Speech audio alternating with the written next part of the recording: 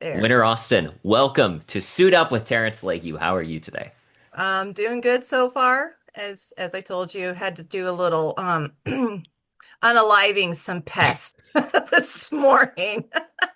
I'm not certain if you've ever, if you follow Joel Salton at all or are familiar with his stuff, but I loved he had a thing called Shoot, Shovel, and Shut Up when you work on a farm and live around, just because pests happen on a farm. Yep, that's the three S's in Iowa.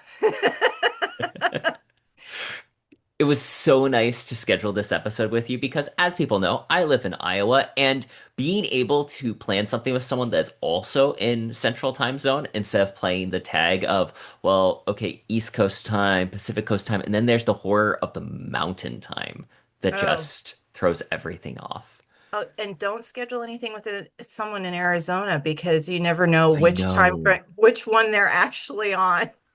These are really the things. So, Winter, thank you for joining me on the show today. Before we get too far down the road, would you mind sharing just a brief biographical sketch with the audience? Who is Winter Austin?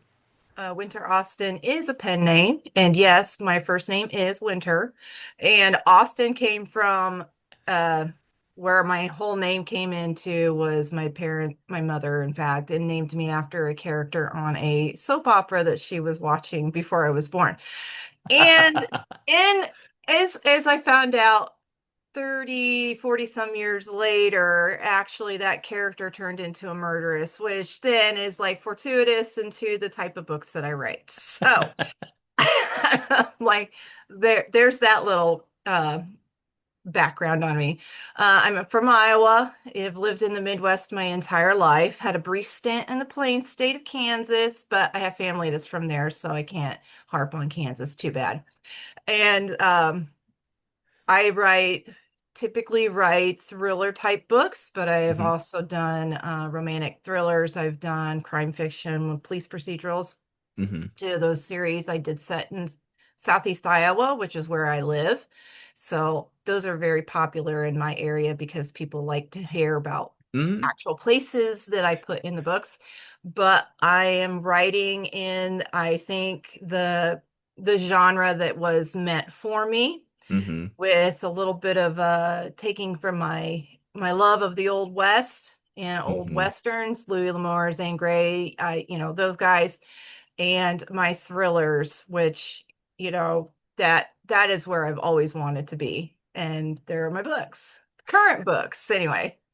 You have done a great job of building just a strong catalog of work, and I think that's so cool to see, especially because I just want to shout out here real quick. People that are not watching us on YouTube can't see this, but the cover design on Ride a Dark Trail and Bait the Devil is amazing. And I think that that's been pretty strongly consistent across your books that I've seen so far, where they have great design and really you do a great job of integrating these different elements into the plot. Because the Western elements, I would argue, is baked into the American consciousness, where I think that's one of the defining differences between what separates a lot of American literature from stuff from Europe or the classics is we have this legacy of the Horsemen of the Plains. I don't know if you've ever read Owen Wister's The Virginian.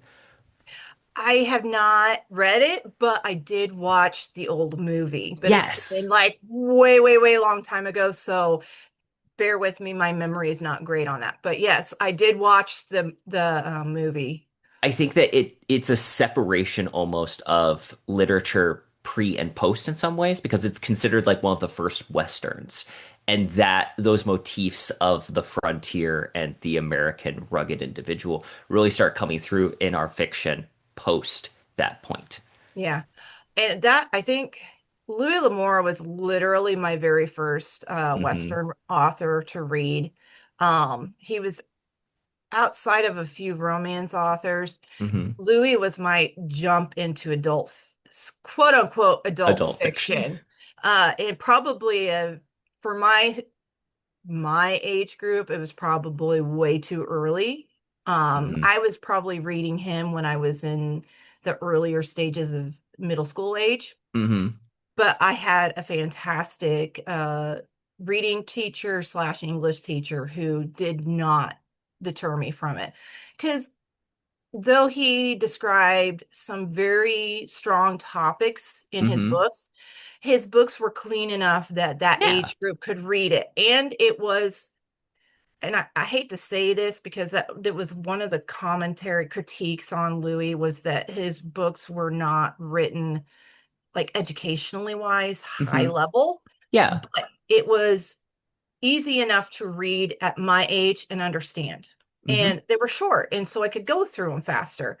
By the time I hit upper middle school and high school, that's when I was reading his longer works. Hmm. And those, I think, now I just saw it. I'm trying to remember. My favorite one of his longer works was the one where he was in Arizona and talking about I think it was Arizona, maybe it was Utah, the mysterious native tribe that disappeared, and it was kind of a Oh, go like had paranormal elements to it. Haunted Mesa? Yes, I haven't read that one yet. do. And I need to reread some of the books again. I was planning on doing that. I'm going through Ralph Compton or Ralph Hmm. Cotton, his one series called the Danny Dugan series, because Ooh. that had a female character pretending to be a man on a revenge trail. Oh. And so I was in a used bookstore in West Des Moines, and Uh-huh. I found the fourth book that he wrote like years after finishing the first three. That was kind of a follow-up on what happened with her. And Hmm. so I'm like, okay, got to read through the first three again, refresh my memory so I can read that one again. And then he had one that was called Bounty Hunter. I'm like, why not? I mean, that's kind of what I'm doing at this point. But I'm revisiting my love for those old westerns again, Hmm. and partly as a way to get my mindset into writing Dot. Hmm. And even though it's set in modern times, it's I mean, Idaho still has a lot of background in that old West feeling, the Yes. mentality there for most of the people. I did an agricultural podcast before this, and because my day job is I work in organic inspections, as we've talked about before, Yes. and I got the opportunity to interview a rancher from Idaho where they still do they do like range rotation where they're still doing the old cowboy stuff, and I was like, that sounds awesome. It's cool to see that that's still there. Yeah, well, ironically, last night we were at a local county fair in the county that I grew up in, and they had a ranch rodeo, which they've been putting on for the last 10 years, I think. And our their sponsor, biggest supporter, is our owner of our sale barn, who Oh, is like cool. he puts a ton of money into the community. But we were watching them try to rope some of the steers there. And my daughter made the comment, she's like, this is why we don't use horses to move cattle. And I'm like, the farm doesn't have a setup to do cattle work on horseback. So, yes, that makes more sense. But you get into areas like southern Missouri, Hmm. Oklahoma, Texas, and those western states, Hmm. horseback is ideally the better way to go because what if you run out of fuel on your four Hmm. wheelers or your side by sides when you're out there? I mean, you literally have to tow around another vehicle that is carrying the gas tank to keep that going. Whereas a horse, you just need a fresh mount, swap out the saddle, and you're back up and going. So, Hmm. but it was fun. We think we now have broken in a nephew who wants to do the rodeo stuff. He did some mutton Oh, busting last night. It was fun. that's so cool. I just love that we have stuff like that because it's fun. Yeah. And it's uh so also kind of a little back history on Hmm. my dad's side of the family. I had a great uncle who served in Korea. So Hmm. military is very deeply integrated into my being, if you Hmm. want to say, because it was on my dad's side of the family. I had a lot of people that was served, whether they were drafted or voluntarily did it. And then I married a man who was serving, and then I have my oldest son who's currently serving, who's talking about potentially becoming a warrant officer, moving up. Oh. Yeah. So, yeah, which is kind of funny. It's that go between enlisted and actual officers, but they have more power than some Mm-hmm. officers. So my son would fit in there greatly, but I digress. So I had a great uncle who served in Korea, Mm-hmm. and if you can name any of the greatest battles in Korea, he was there. Oh, wow. And when he came home, I mean, I don't know if they were still calling it shell shock or Mm-hmm. whatnot in Korea, but he had severe PTSD. And his way to combat it was to move to Arizona Mm-hmm. and become a ranch, like a ranch hand. And then he Oh. eventually, Mm-hmm. over time, made his way up the ranks where he was foreman of one of the ranches he worked on. He was also an actor in a Coors Light commercial for decades. And, and most people are like, "Oh, this is not worth mentioning." Not to be political, but his image was drawn by a guy, pencil drawing. Ronald Reagan bought it and put it up in the White House and invited my great uncle to see it in the White House. So, That's yeah. so cool. So we have that. My grandmother, I think my grandmother ended up with so the artist redid it, Mm-hmm. and then my grandmother somehow ended up with the authentic duplication. Mm-hmm. And I think one of my uncles has it now, but I'm not sure where it's gone because after my grandfather passed away and she passed away, the stuff that was in the house kind of like got distributed. Yeah. So I think, or maybe one of the cousins, but that great uncle, besides being a foreman and a ranch person, very heavily steeped into that. They raised Herefords out there. Mm-hmm. So, He was which, an adventure fiction hero. yes. So oh, and the stories he could tell. This is where my ability to verbally spin stories Mm-hmm. came from.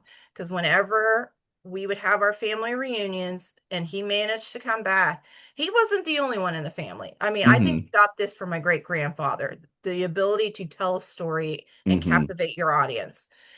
We would sit around. I would sit there and listen as my great aunts and uncles and all my cousins and uncles and aunts would tell stories, and they would just relive that history of verbally passing down your history. Mm-hmm. And so that very much ingrained in me. And I have an uncle who he taught himself how to play the guitar. So then we would do some songs and stuff and singing. So our family is very um, musically inclined as well. Mm-hmm. But I loved his stories.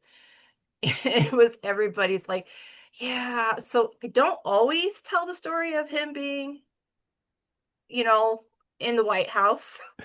But he also trained and raced quarter horse racehorses. Oh, wow. And my dad got to spend a couple summers or falls or something out there, along with a couple of my other uncles, and helping him do that, which I did not find out about until one day mom had been going through photos and there was a picture of them in the winner's circle. And there's my dad. And I'm like, You're like, why did I not know this? I didn't. Suddenly you see a photo and whole new family lore has been dropped Yes, on you. it's just yes, and so there are just some things that they never, Hmm. they just didn't have time to get around to it because and when you're raised in a farming family, there's always something going on, Yes. something to do. Hmm. You don't get time off. Uh, if you do get time off, it's because you've moved out of the livestock arena and you're only doing crops and winter's your time off. But Hmm. I've been around people that have never had time off. So, Yeah, I 100% understand. I think that's really cool how your family has this. It's passing down the oral tradition. Like the Odyssey, obviously The movie just came out Yeah. and we're still talking about it. Like this is how stories are told. And I think it's so neat that you have this family legacy. One of the things I think you actually capture really well is the Ybarra Ranch in Ride a Dark Trail, where there is stuff constantly going on and the interactions between Dot and her mother. Like I loved it. Do you mind telling us just a little bit about how the Bounty of Shadows series started? Ibarra's came about, Dot actually came about a little bit earlier than Mm-hmm. the book initially did. Mm-hmm. So to backtrack, um, and kind of a shout out, you mentioned the covers and stuff. Tule Publishing is my publisher, Mm-hmm. and their art department is top notch, fantastic. We This give them an pops. idea of what to work with and let them run with it. And I usually see maybe one or two, sometimes three options. Mm-hmm. And then the um Tule's editing crew, um, they kind of like, hey, we kind of like this one, Mm-hmm. and they're usually right because in there, the one person I will always rely on to back me is my editor, and Mm-hmm. she's her opinion's the same, and it's usually right. Um, so that really helps, but we don't end up doing the cover art until after the book is pretty much done. Mm-hmm. And so then that is where my editor's words, like mentions here and there, kind of help. So I was working with Thule. No, this was pre-Thule. This was when I was with my previous publisher that Mm-hmm. no longer exists, that got me started. I wanted to do a all female bounty hunter type thing. Mm-hmm. I didn't know if I wanted to make it historical because I don't have the voice for historicals, Mm-hmm. for writing historicals, but I'm pretty darn certain if I were to write a straight up Western, I Mm-hmm. have the voice for it. So Yeah. uh, I wanted to do something like that, set it in modern times. And it was just kind of a little bit of an idea. Fast forward a couple years, publishing house gets shut down. I was kind of homeless there for a little bit, got the rights back on all my books, and then put them back out self-published. And in that time, I'm still talking with my editor, who has now joined Thule. Mm-hmm. And they were strictly at that time, this is 2018, 2019, they were Mm-hmm. strictly doing romance books. So that I was okay with still doing our romantic suspense thrillers, but I was Mm-hmm. ready to move on. I wanted Yeah. out of there. So I wrote this thriller type series and wasn't finding any luck with getting another agent because I had at that time I also had to fire my agent. Mm-hmm. Um, when I got back into it, mid 2019, I sent it to my editor at the time just because we've become really good friends on, Mm-hmm. outside the business aspect of this. So I could trust it if I sent anything to her, I could get an answer. And Yeah. she's like, go ahead and send it. She goes, because we're talking about opening what they call a mystery line. I'm Mm-hmm. like, oh, okay. So I sent it to them and they said, this is a really good book. We just don't know how to market it Mm-hmm. because they were just strictly, they didn't want to do anything in the romance realm on the mystery side. They wanted to leave the Yeah. romance to the romance. And then they had a few to get the line started. They had a few romantic suspenses go out. But since then, they have not done that. I think they did pick up a new author here recently who is doing it. So they might have a few. They're like, well, do you have any other ideas? And so I shot them a couple of ideas, and one of them was my Benoit and Dane series. Mm-hmm. It was literally half of a synopsis, literally a blurb, a really rough draft of the first chapter, and an idea for future books in the series. And they took it and ran with it. So then, well, we're doing that. Jump to 2000 and 2023. Hmm. Um, Books got picked up by Harlequin, Hmm. the subrights did. And I was talking with my editor, and she's like, "You know what this means?" And I'm like, "Yes, you need more books from me, and you need different books." So I pulled together a proposal with a male lead, Hmm. which was TJ, Hmm. a different variation of TJ, and Dot is kind of like a secondary character. So the aspects of Dot were there. I wanted her to Hmm. be a former helicopter pilot from the Army. I wanted her to have known TJ and they were, friends. I wanted him to be in the hunting business. They didn't like the idea. Mm. Didn't like it. It just wasn't hitting them right. And my editor loved it. She wanted to do this. So because she's like, it goes back to when you wanted to do that female bounty hunter idea. So we just shut it down. I worked Hmm. on some more books of Ben Wandame, and then I gave it about a year. Hmm. Yeah, 24. And resubmitted it, but under a different avenue. This time, Dot's the lead as my the publisher's owner and major, like the final say. She loves it when you put a hat on it. Most of the romances in the romance line of Tule are all set in either Montana or Texas. They're all very Hmm. westerny feeling, rodeo. So if you put that flair back in there, it's gonna guarantee a pickup sale. And so we made Dot the lead. TJ, I didn't know if TJ was actually going to come into this. I thought it was Hmm. just gonna be something else. He snuck in. He made it in. I had to change his name a little bit, but I kept Titus Jethro. I just love that too Loved much. it. And everybody, and my writing partner at the time, she goes, "Why did you steal those names?" Because she has characters in some of her books that have those names. I said, I combined them, and you write in a totally different genre, so no one's gonna care. So I did that, and then as I was working through it, I'm like, I had fallen in love with the concept of the Basque community. And It I was so knew cool. Idaho has a very strong Basque um, community as itself. There's some in California, a few in Wyoming, and a few in northern Utah. But the concentration of the Basque are usually in Idaho and in California.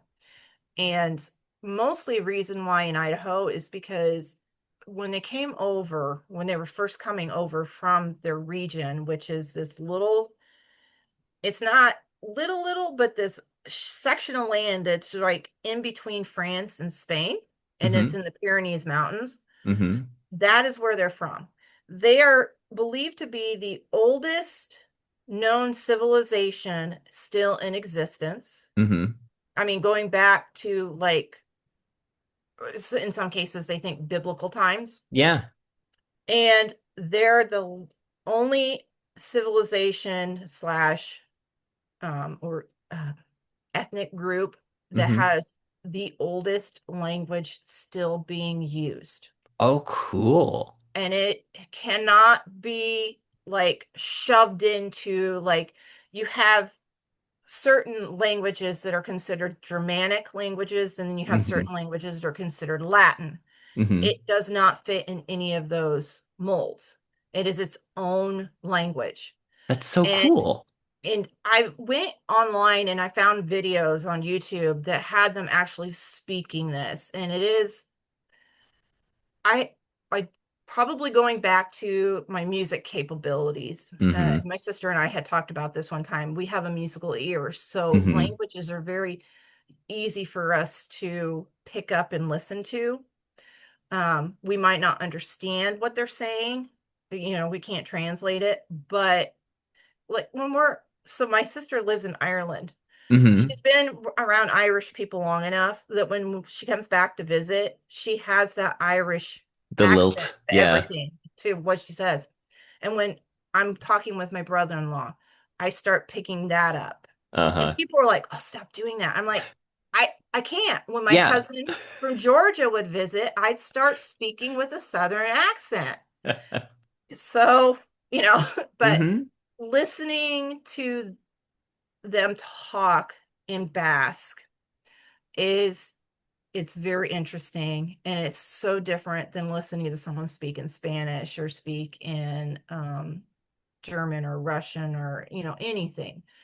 And I found two websites that actually do translations, and one of them you can actually have someone like a voice read it back, which is what I've been doing for the last week on because I have full on sentences now between Mm-hmm. Dot and her mother. And I'm like, I got to figure out how to keep those in the book, plus have the translation so people Mm-hmm. know what they're saying. And but I'll play it just so I can hear it spoke Mm-hmm. out. And sometimes I'll copy it just so I can like if I when I'm writing and I'm by myself, I sometimes read back on those scenes and kind of Mm-hmm. act like I'm the narrator. And I want to be able to say what they're saying. So I love that. But all that to come to the point that this is where Dot came about. And I wanted that background on her. I wanted something different because you're always looking for something new because there's Mm-hmm. most plots eh, there I don't know. Depends on who you talk to. Some Yeah. say there's only seven types of plots in the world. Some say there's 10. You know, people follow with the hero's journey Mm-hmm. type of mentality or these things. Um I feel like there's nothing new under the sun, but it's Mm-hmm. how you put your spin on it. Yes. And as I mentioned voice before, authors have to find their voice. But Yes. in my case, for your voice, it has to be your brand. That is Mm-hmm. your brand.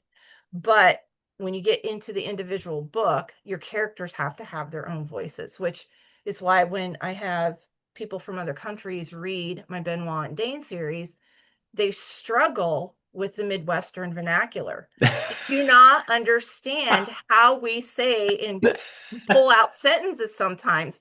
I had one guy that said, this was horrible grammar. They need to go back and fix the grammar. And this guy was from Australia. And I'm like, dude, don't even get me started because you Aussies are worse than us Midwesterners.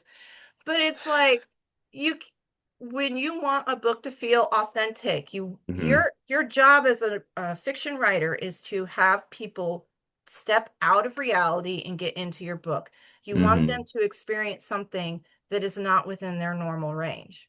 Mm-hmm. So usually when those type of people come out of the woodwork and post reviews like that, I could care less and I laugh. I said, you still read the book, Yeah. still left a rating, you still boosted me, whether it was good or bad. I don't Mm-hmm. care. So, but I'm like, take a step out of your comfort zone. But Mm-hmm. that's where voice comes in. So I had to also make Dot as unique as possible and make her different than, say, Sheriff Elizabeth Benoit Yeah. and different than my deputy detective Lila Dane. She Mm-hmm. could not sound like them. But there's she's a woman, but there are times where I think people question, was she really a woman? Because she acts so much like a guy in a lot of Mm. times. And I that's my goal. Mm-hmm. So, and her mom, I'm getting a little more into Angela in book 3 right now, and I love their interactions because Oh, it's fantastic. it's mom is frustrated with the fact, or Alma is what the Basque word for mother is frustrated with the fact that her daughter is so stubborn and so Mm-hmm. pig-headed and so set in her ways, but she only has herself to blame because she raised her that way. I think it gives such a realistic texture. in the story because I heard someone say once you should write what you know how to feel, not necessarily Hmm. always write what you know, because maybe you don't have personal experience doing the thing, Yeah. but you know what the sensations or the emotions Yeah. related are. And that's what people connect with is the sensation and emotion. And that's why I love good family dynamics in stories, because we have experienced those family dynamics in some Yeah. shape or fashion. And I think you capture that so perfectly. Which is funny because almost, I mean, I don't have the parent aspect with Sheriff Benoit. Um, Hmm. I think her parents in my mind, they're there. They just Yeah. don't live in her hometown anymore. But for her, it's her sibling Yes. situation. Which And is for quite another dynamic. yeah, I love Marnie. And then you have the whole ex-husband, brother, that Hmm. thing. But and then Delilah has it doesn't know her father, doesn't Hmm. even know who her father is, and then her mother is I've alluded to the fact that her mother was not a mother Mm. and kind of absent most of her life, um, which I was hoping to get out in writing in a book five, but Hmm. that one kind of got put on hiatus, and I was really hating the plot. I think I was trying Mm. to ram too much into one book, so Yeah. we put that off to the side, and I will come back to it at some point. At this point, my editor's like, "You got steam going with your dot books. Let's just keep Hmm. going here." Yeah. So, but I have both of my parents. I've had, and when they were all alive, I had both sets of grandparents on both sides. And I had a step grandfather in the mix and all that stuff. So family has been pretty tight knit. But here lately, I just keep writing characters that have either a parent missing for some reason Hmm. or another. Um, like my very first series, the mom had been murdered, and Oh, dad and daughter, you know, very, very tight knit, close and everything. Um, but let's see, I'm trying to think. Oh, yeah, I write dysfunctional families a lot. So I. I needed something, and I thought you always want some secret. Mhm. And so having, as you real found out in Ride a Dark Trail, Dot finds out at the end who her actual father was. Hmm. And I loved that I did this, and I had both all of my pre-readers, my beta readers, and my editor fully believing that a character in that book was actually Dot's father. You did a great job of like threading that needle where we just start getting the guess. Like that Yeah. I'm a big fan of Jane Austen, and I know it Oh. seems like a wild comparison here, but bear with me. The way that you can, as a writer, tease what does the audience start guessing about the story? Because Agatha Christie actually does the same Mhm. thing, where you have the reader interaction with the story that's happening, but the writer knows the reader is going to start guessing these things based on the little subtext. My favorite example of this happens in Emma, where Emma has been like trying to get her friend and the pastor Elton together. And her brother-in-law is like, I think Elton's into you. And she's like, oh no, he's not into me at all. And she laughed that other people don't see the things that she sees. And it's this wonderful moment of irony in the book where the audience knows what's happening, sees what's happening, characters completely oblivious to this, and the other characters know what's happening, but she doesn't. And again, I think that you do a great job of building that relationship between reader and story as the story progresses. Yeah. And I, as a reader, I've read voraciously so many different genres. I've struggled trying to read Jane Austen, but I have watched like the BBC Hmm. adaptations and stuff. Oh So yeah. yeah. Um, but as a reader, I would get very frustrated and I'd be mad at the characters. I'm like, are you that stupid? But to me, if you can get that visceral reaction Mm-hmm. from another author, and you're sitting here going, as an author yourself, I need to do that myself. It's like that's that's why I'm always pushing and always pushing, and I on my day job. I work in the education system, Mm-hmm. and I see a lot of very recent, and I see it even in my own nieces and nephews. Minus one nephew, he loves to read, so Mm-hmm. he's always coming to me asking, "What's the Aw. next thing I can do?" Um, the reading level is going Mm-hmm. down, and it was very, and I've been posting this here lately.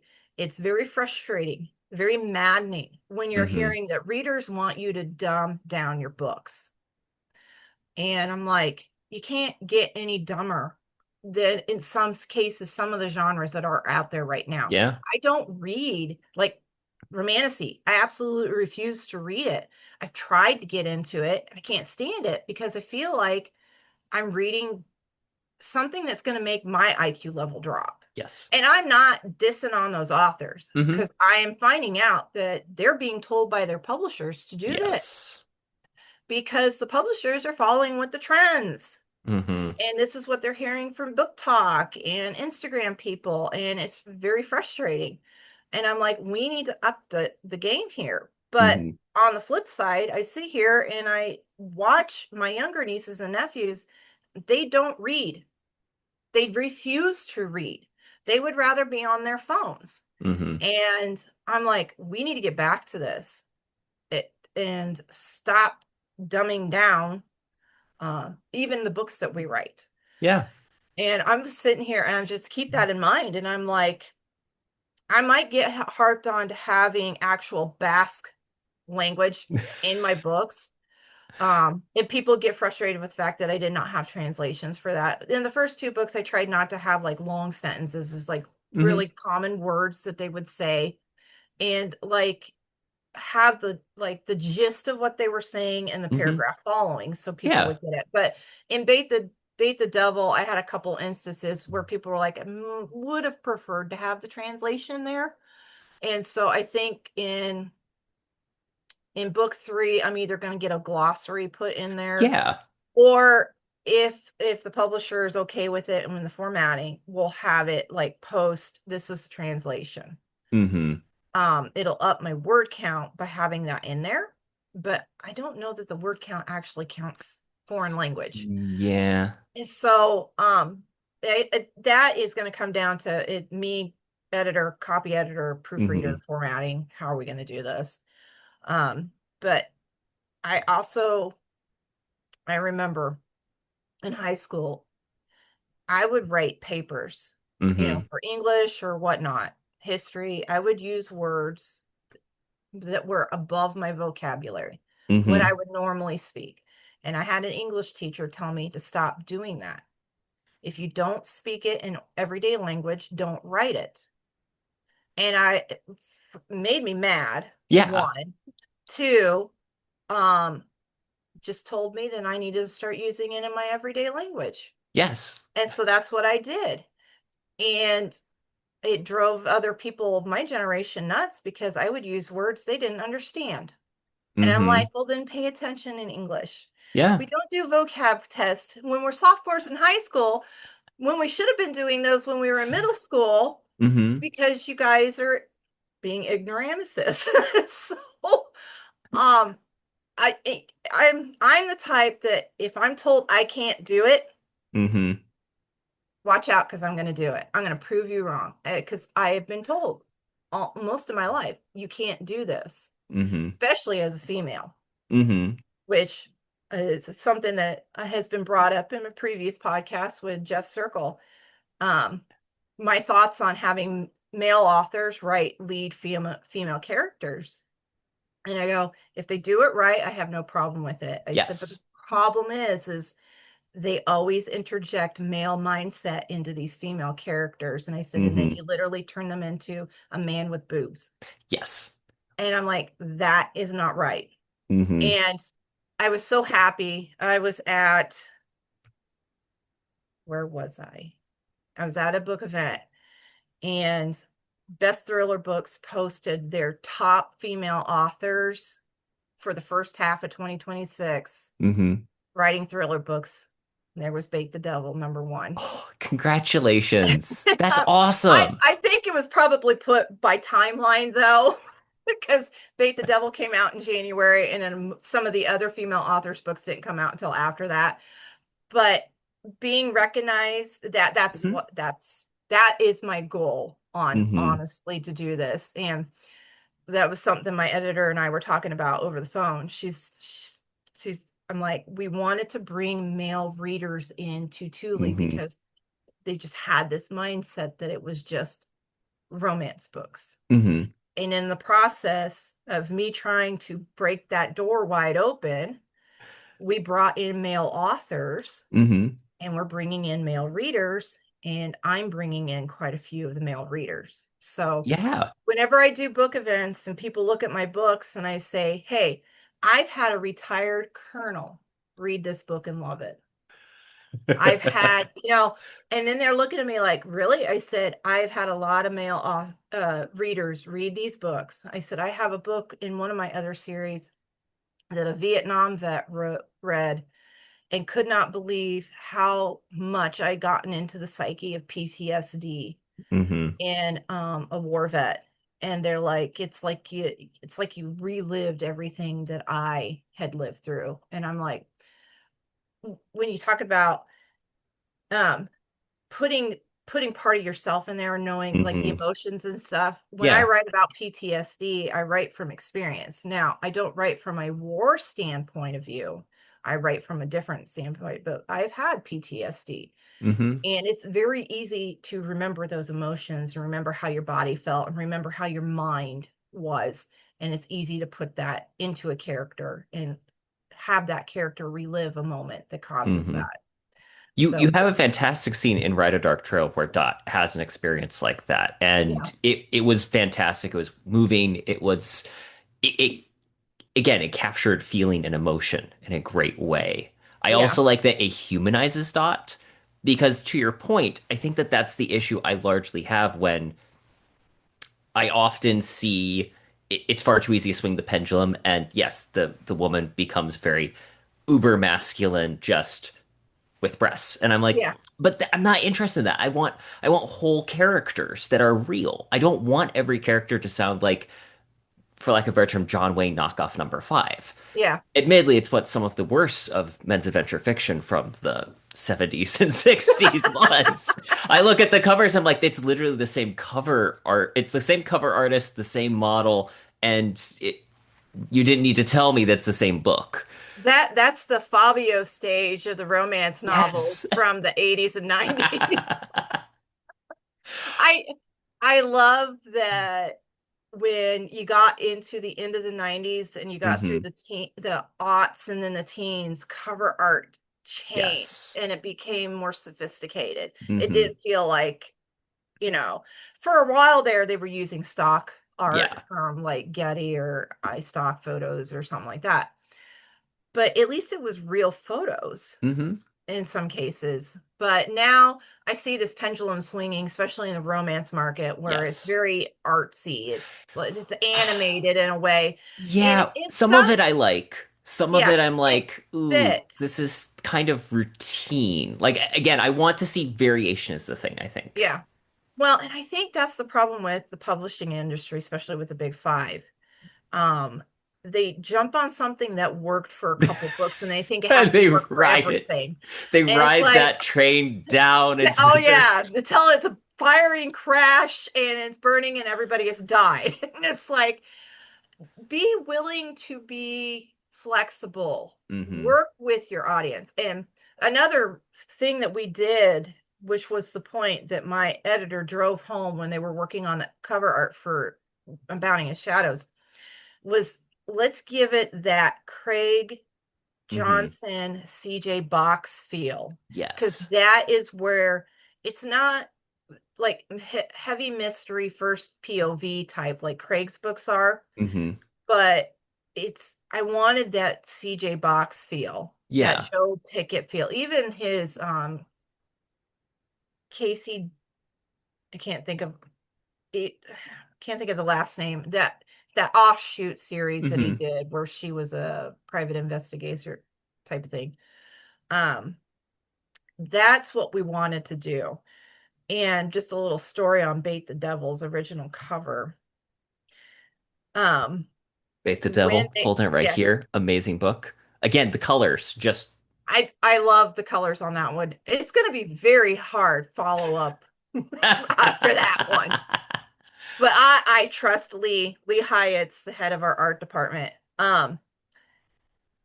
When they first presented it to the team, it had a very, as my editor said, a very mellow, almost romancy feel to it. I was oh. like, she goes, no, we're not showing the author this. No.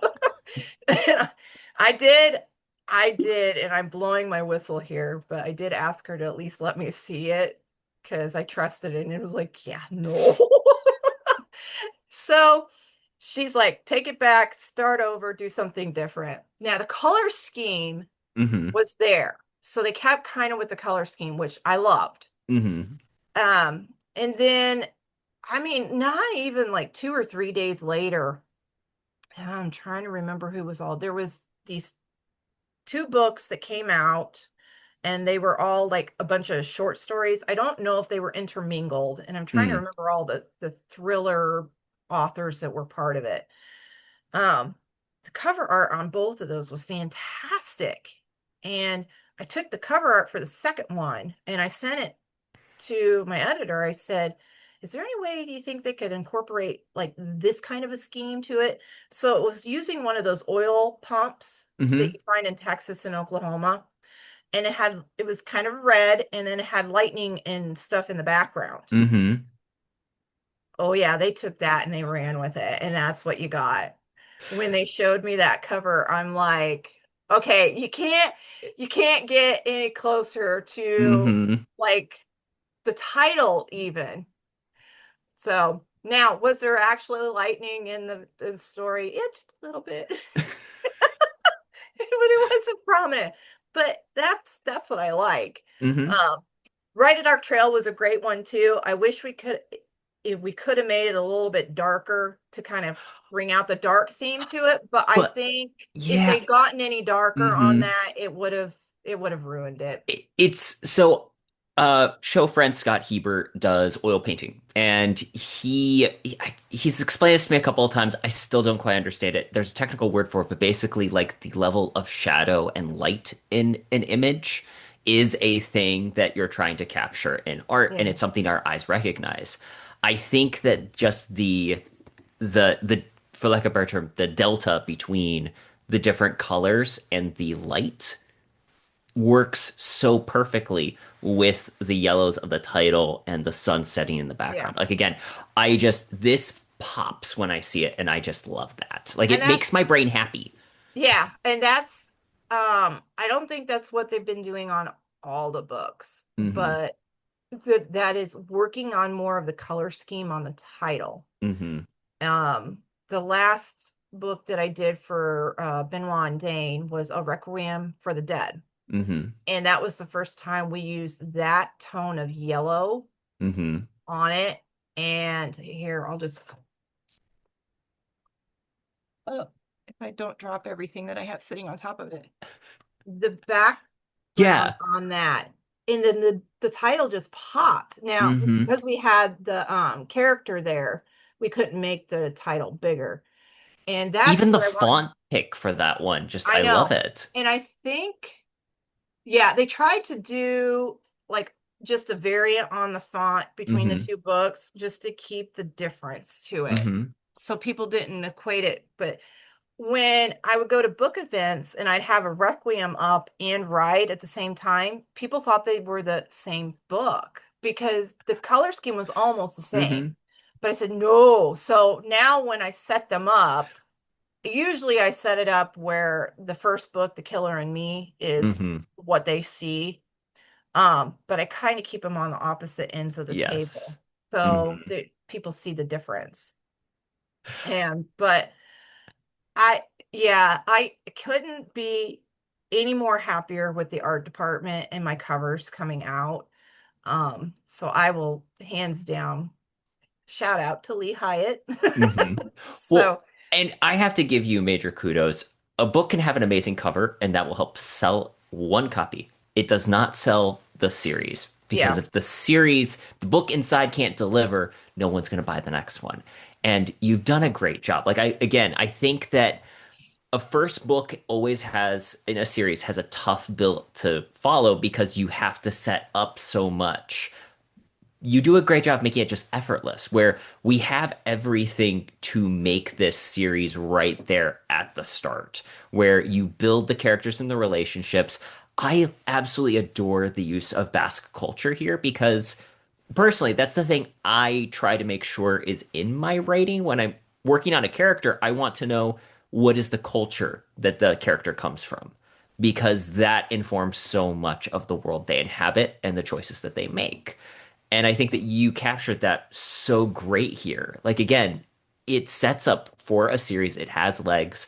I loved it. So people definitely check out Ride a Dark Trail and Bait the Devil because I'm excitedly reading this one. When I immediately finish a book and get out of bed to find the second one, that's when you know it's a good read. yeah. And thank you for that because I'm going to tell you, writing both of those books was probably the most agonizing I have ever gone through. Hmm. One, I probably spent way too much time on research on both of them, but I needed that. But I was also at a point, not to get like holy personal here, but I'm at a stage in my life where I had major brain fog, Hmm. could not function, Yes. could not understand what was going on. Hmm. Now, a year later, I know what's going on, it's being taken care of, and writing book three is way easier for me than Oh, that's writing book exciting. one and two. Hmm. And I think the worst part is the my give a damn's busted. Um, book three is going to be way darker than book one and two, and I thought book two was dark. But I've also I had a moment where people were asking like, like the plot in book two, not to ruin it for you, kind of took on some like real world matters that were going Hmm. on currently in our own um society, even outside of American society. Hmm. And I was like, ooh, how many toes am I going to break on this one? And I never got any kickback Oh, on that's good. using the type of people that I did. And it's like, listen, just because you talk about a certain culture, they Hmm. are not spick and span. Yes. Everybody has evil running through them. Hmm. And even the Basque people have evil running through them. But I love doing the research on it, and I've talked on many of the podcasts that I've done since Ride came out. I've talked about it pretty extensively, and there's still more to research on them. Right now, Hmm. I've gone in a little bit onto their mythology. Um, Ooh. so they have their mythology is like way different than anything that like even we've learned about the Greeks and the Romans and ancient biblical cultures and everything. And it's like, and it's so true how people will try to equate something with their surroundings Hmm. that they don't understand, so they come up with a myth. Yes. This is what it is. And I'm trying to integrate just a little bit in that for Angela in order to describe another character. This is what she equates that person to. And Dot's standing here going, "You don't believe in that nonsense. Why are we, bringing it up?" But then she's like, it is so like unnerving to her that her mother has literally put the knife right on, or in Dot's case, put the arrow right in the bullseye. Hmm. So I love that. And I'm like, please, internet, never go away. Most of my research comes from, Hmm. I have a lot of very cultural backed Basque websites Hmm. bookmarked, and I run to those to like look up stuff and see what they have. They don't have the extensive knowledge that Hmm. some like other cultures might, but it's enough that it gets me through. Hmm. And so.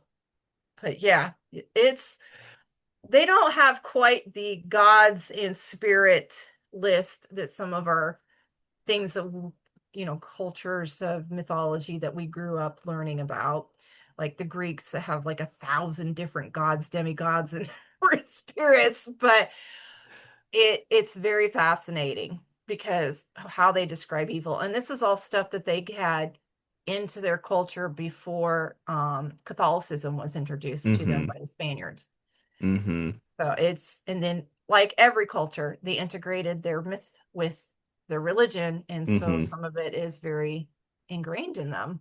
Yeah, that's really cool. I'm looking forward to the third book. Like that it's fun to see how stories and characters can evolve over the series, and I'm excited to see the direction you're taking this.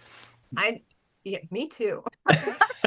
To your point about earlier you had mentioned how reading levels have changed, even down to I'm a big fan of a show called How I Met Your Mother, and Oh, yeah. We watched the that too. oh, just the sophistication of the way the jokes are constructed, and every episode is just built with so many different layers to it. They tried making How I Met Your Father like 2 years ago, and they did somehow made 2 seasons. I couldn't watch it. Like it's just so much more dumb, for lack of a better term. And the episodes I watched didn't have nearly the level of complexity. Same thing with the Frasier reboot to the original series. And I'm sad to see that we are losing some of that just in our storytelling in general, where it because we're trying to make it the lowest common denominator, and the lowest common denominator seems to just be dropping further and further. We're not like I'm glad to see you're holding the stand for let's Oh, have yes. sophistication and quality storytelling. Because to your point earlier, Louis L'Amour, even though he is writing at very low accessibility range for someone's reading level, Yeah. he's still telling a really like a story that hits all of the major beats and depending on the book has greater to lesser complexity in the actual story construction itself. Exactly. And I think the other part that I loved about him, even when you got into some of his longer novels, Mm-hmm. he did not waste a ton of time on No. exposition Mm-hmm. or overly describing things. He got to the story. He gave you the bare bones about these characters. And then, especially in the Sackett series, Mm-hmm. going back, I think he started with the brothers first, and then he Yeah. decided, hey, let's go back and start from the very beginning and write towards that. Um, he did not waste page space on overly describing things. I don't recall any time in ever reading his books me skipping pages just to get Mm-hmm. back into the meat of the story. Yes. Where I love our modern thriller authors. I do, hands down. But sometimes I feel Oh. like the guys get a little too carried away with describing. I love you, Jack Carr. I really do. But can we not describe the gun right down to the trigger mechanism inside of it? Yeah. I was like, let's get back to what Jack is doing. Let's get back to, those type of things. And I get it. I know that's just how his mindset is being in the Mm-hmm. SEALs teams for many, many years. And, they have to be detail oriented down to the letter, but it doesn't always have to translate into fiction. Yes. I ran into a reader at the bookstore last week, and she does not like reading mysteries, especially historical mysteries, Mm. because the authors spend too much time on, in her opinion, needless descriptions and exposition and Yes. introspection and stuff. And this is an older lady. So this isn't coming from somebody who's like Gen Z, Mm-hmm. Gen Alpha. And I go, then those are just, no skin off my nose. Yeah. I mean, to each his own. But that just says that you like a different type of book. And I said, Yes. then don't read historicals, Mm-hmm. plain and simple. Um, I'm like, maybe you are a romance author or a reader, but I I want us to have a level of you want to be able to describe your scenes, Hmm. what the characters are dealing with and what they're feeling, but we don't need to waste 2 pages describing everything down in detail. Yes. Now, in initially writing, I might do something like that Yeah. just to get it out of my system is why I do Hmm. it, but that ends up being cut later and then Hmm. shoved into another folder called cutscenes and or it gets left in there for me to say for the editor to say okay we can keep this but let's cut the word down and Yeah. get it from being like 2 paragraphs into one. Yes. um so it's that comes back to a very good show versus tell. Yes. I think I um saw David Baldacci on like just an Instagram clip talking about how that's one of the challenges he gives himself as he's writing to mhm. see, okay, can I reduce something that is 2 pages down to one? Because again, it's creating tighter writing where it's not just fluff because that happens so easily. And I don't know about you, that's this is so I'm working on book 3 of my Mitch Mayhew series, and the third one has been weird for me in that usually I write very leanly and then have to pump it up a little bit because otherwise it's too sparse. In this case, it's far larger and I'm just hacking at it more to tighten it to where I want it to be. Well, and especially in your case, and by the way, I've read both books now. Oh, So, thank you. um, you're writing something that's considered a short story Hmm. or a novella. So you have to condense Yes. way more than, say, I do. Yes. I Because have, the runway is just different. yeah, I have wiggle room in writing something. So all my books are contracted at a max 85,000. Hmm. They would prefer not going over 80. Because formatting wise, Hmm. you pay a certain amount when you have Yeah. those books printed Yes. in a certain word Hmm. count range. And You go again, like over that, I just want to point yeah, out these are so perfectly sized. Like yes, I want to give you huge credit on I hate long books. Like to what we were talking about before, I look at Tom Clancy thriller and written post 2000 and I start like shivering because I look at the word count and I'm like I can't do that. yeah. And well, and I'm thinking in certain genres, because I know like I have only read them on ebook, but Jack Carr's books tend to run very long for me. And I find I stop at some point and I Hmm. set the book aside.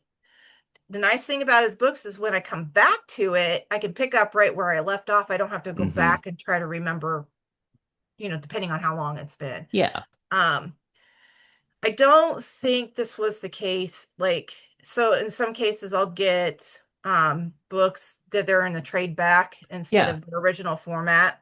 And when you do trade back, because it's so much smaller book, there's more pages Hmm. or, and I feel like I'm being inundated. So I've had one of Mark Gervais's books on my to read reading book stand, nightstand for 6 months now.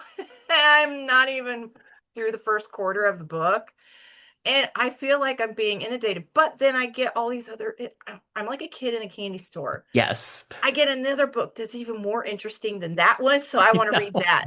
Or a book that just came out. So um followed one of the I don't I've kind of gotten away from reading in the romance genre Hmm. almost completely, except for a few niche genres, and one of them Yeah. was Nali Nolly Nolly Sning.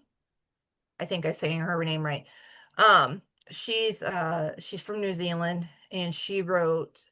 My writing partner got me started on her Guild Hunter series, which is Oh, cool. a combination of urban fantasy, paranormal, supernatural, romance and stuff, but she writes a lot of action in it, which is Hmm. probably why I loved it. I read that entire series and did not stop. There were a few books that I kind of questioned. I'm like, was it really necessary to write this in the series? But when the final book for that came out in May, everything got dropped. So I could read Hmm. that.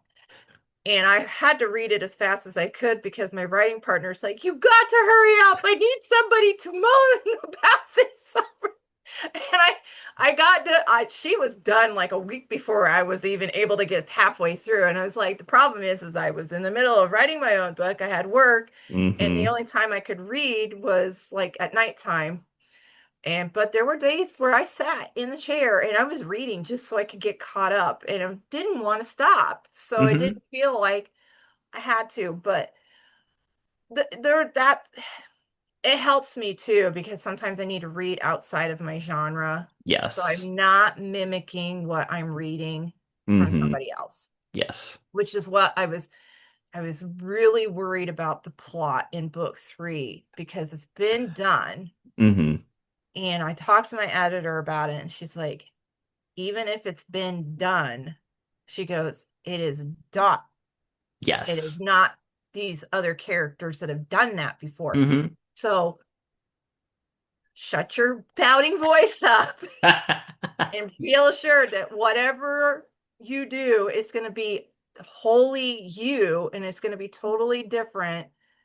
It's the same concept, but it can be done. And I'm like, yes, that's all I needed to hear.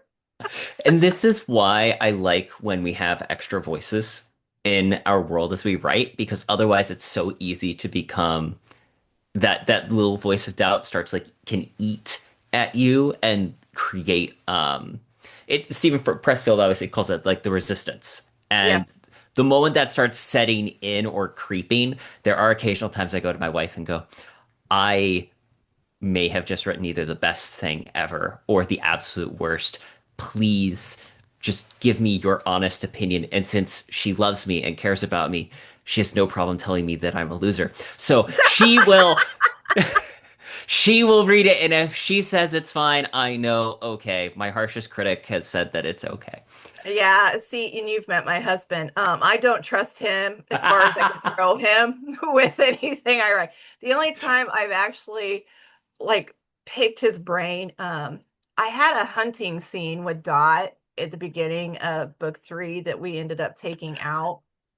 Um, there's reasons, but I might use it on my website, Yeah. as a kind of like a little, maybe a little short story type thing for people to read and make it longer. Yeah. Stuff like that's 'Cause great as like extra bonus feature yeah, scenes. well, and the fact of the whole scene is it's showing Dot and Bethany's connection is what Hmm. that is. Because if I can continue to write these books as long as I can, the series, I kind of want to do kind of like what CJ did with Mm. Joe's family, and you watch the girls grow up, and Hmm. now they're becoming part of, you know, like the most recent book that he just released. They're the ones becoming the investigators, trying to find out what happened to their dad, Oh, type thing. that's cool.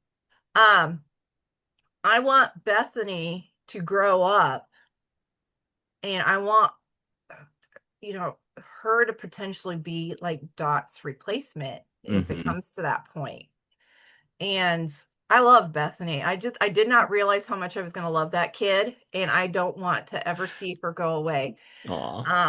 So, but I I had Sean, so I was telling him, okay, I have this scene. He's not a bow hunter, Hmm. so he doesn't know the ins and outs of it, but he knows how an animal will react and Hmm. potential for like the damage done by whatever element is used to bring it down.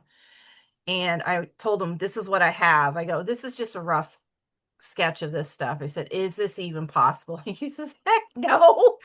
That deer's gonna make it way further than what you got it going. I'm like, even if it's a kill shot right through the heart, heck no, it's gonna get even further yet. I'm like, okay. All right, so I had to move some things around and make it last a little bit longer. And I go, okay, I think I got it fixed. But it's those are the only times that I might actually ask him, but he loves talking about this because I'll drag him to some of my book events because he's Hmm. the muscle. And it's hard carrying around hundreds of books in two totes.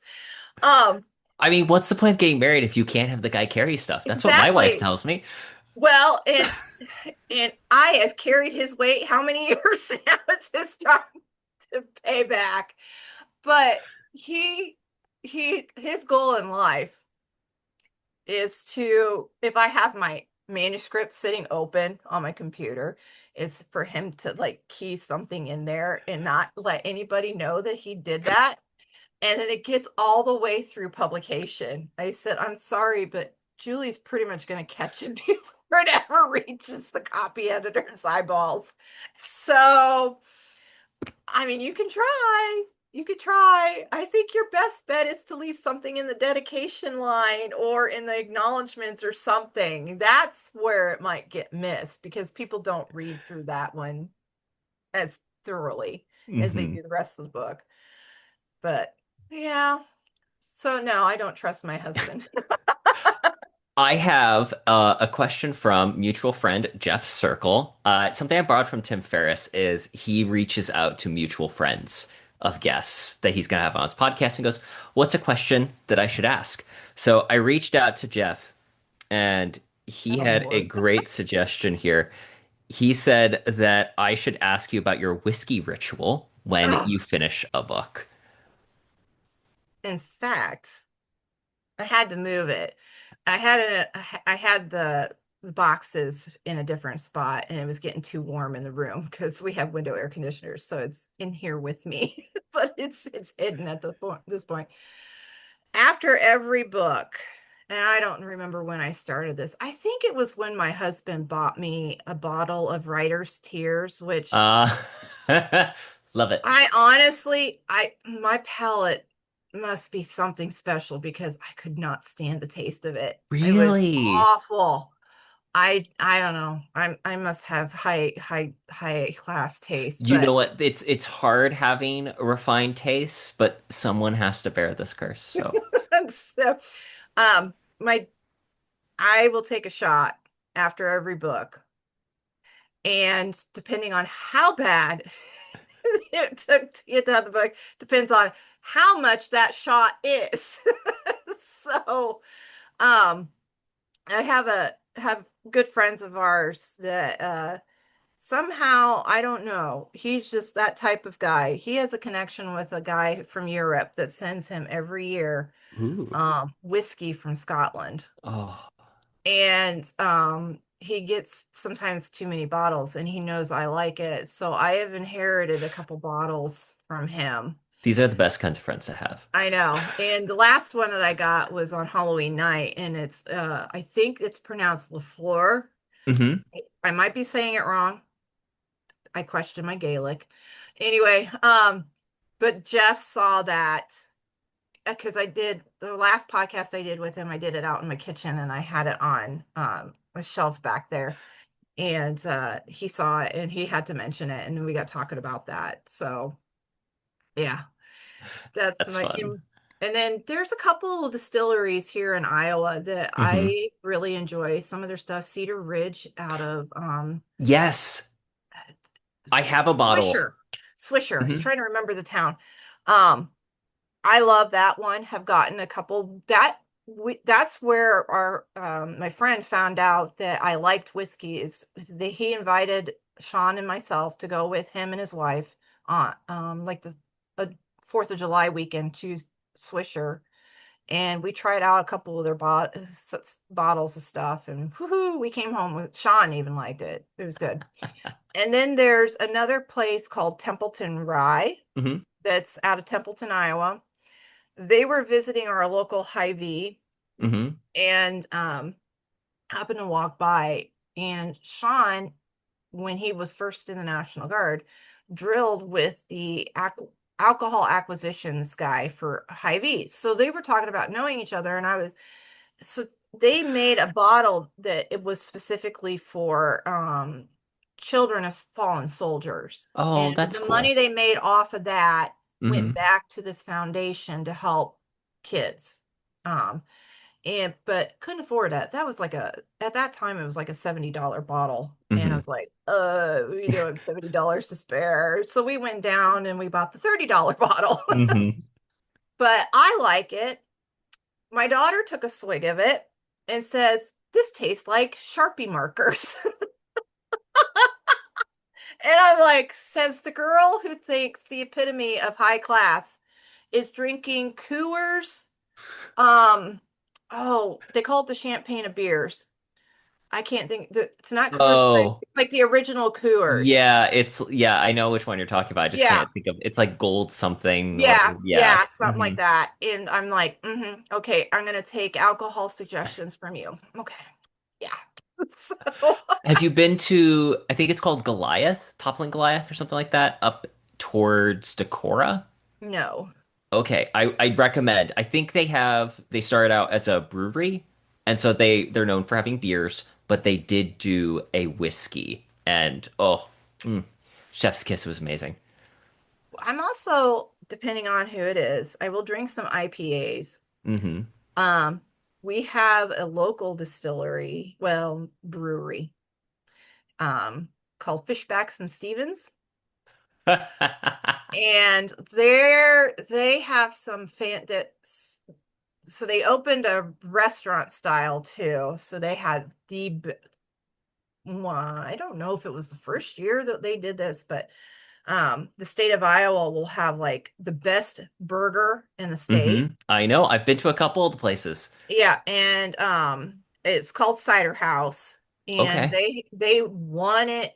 I don't know if it was the first year or the second year with their Okay. burger, and they would take local raised beef, so mostly grass fed, Yeah. and made one of the most fantastic burgers. They have since stopped doing that, which is just like nice to the Oh, heart. yeah. So, because they wanted to focus more on the brewery side of things, Okay. Well, and they built this grand like reception area, hmm. and they wanted to kind of get back to focusing on Yeah. doing that. But they have one that I love, and they don't make it and put it in the stores. It was called Witch Slap. It is the best IPA hands down. It has a pineapple finish to it, and it is Ooh. very good, and I miss it. I so miss it. Which I think they still have the cider house open for like the bar area, so you could go. But we just haven't had time to run over there. But It's the summer. yeah. Well, and Sean's favorite one was called the Salty Sailor, but I don't think I ever tried it, so I'm not even 100% certain like Hmm. what its flavor notes are. So, but yeah, I get in it, but if I do beers, it's got to be a dark beer, and it's Hmm. usually Guinness. Occasionally, I'll get me depending on where we're at, I'll get me a Heineken. Hmm. I don't do American beers. I just Yeah. don't. I don't. Yeah, I watched it. I'll tell a story from his side. He deployed or not deployed. He did an annual training in Germany. Uh-huh. And so a couple of the guys and him were with some of the German soldiers on the base that they were at. And they're like, hey, you got to, they went and did a drinking. And all of the guys that were with Sean weren't too keen on the German beer, which he was so into. That's where he came back home with a love for really dark beers, especially German based. He went to Italy the year before, so he came home with wine from Italy. But so they had, I don't know if it was Bush Light or something like that with them. The German soldiers drank it and said, tastes like water. And that stuck with him the whole entire time. And I'm like, see, it's not that great. But Yeah. if I did drink an American beer, it would probably be an Adams. Oh, yeah, the Sam Adams. Sam Adams, yeah. Yeah. I about called him Jim Adams. I'm like, that's not right. That's like a combination of Jim Beam and yeah, no. Um, Someone but is writing down Jim Adams' great beer name right now as they're listening to this. and it'll be like the beer bombs. Hmm. Jim Beam with the beer, Yeah. which I'm sure people have done. We've given someone a business plan just in this conversation. They're rushing to market and production right now. Well, Winner. if I ever get up there, I need to go to Prologue Book and Wine. It's up in Ooh. Charles City, and they do. They have wines, books, Oh, everything. that sounds fantastic. I need to go Yeah, now too. I Winter, know. this has been an amazing conversation. Thank you for joining us on the show. Where can people go to learn more about you and your books? Usually my website, authorwinteraustin.com. I do more of my interactions on Facebook and or Instagram. Hmm. But if you really want the lowdown and be able to find links and stuff, go to the website. Awesome. I will link all of that in the show notes. People need to check out Bounty of Shadows series along with the rest of your books. Thank you again for coming on the show. You're welcome.